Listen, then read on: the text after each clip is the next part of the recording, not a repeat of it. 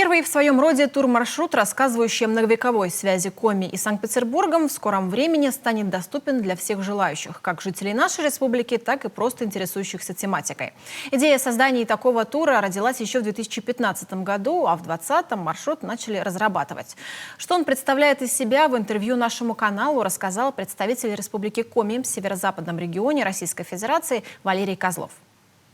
В 2015 году наши коллеги Александр Иванович Тереков уже обобщил те точки, те места, те самые ключевые знаковые фамилии, которые связывают наши два региона. Но это на тот момент не являлось маршрутом и не было таким закрытым, каким-то готовым, упакованным, как сейчас модно говорить, проектом.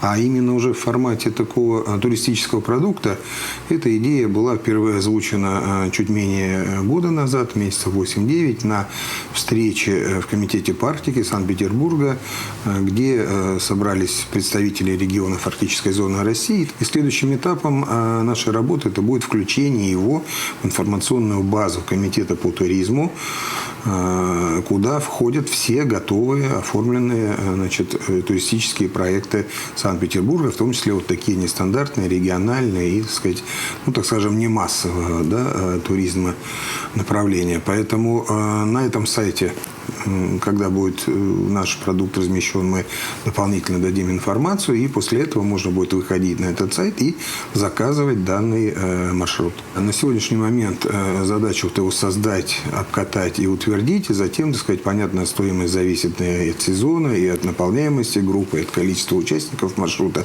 Ну и параллельно, я думаю, что непосредственно представительство будет иметь подготовленных гидов, мы установим свои контакты для того, чтобы, если люди будут обращаться к нам, или какие-то организованные группы, или участники конференций, каких-то творческих коллективов, которые будут приезжать по линии республики и взаимодействовать с представительством, мы постараемся организовать работу так, чтобы мы напрямую в кратчайшие сроки также могли организовать вот такие вот экскурсионные поездки.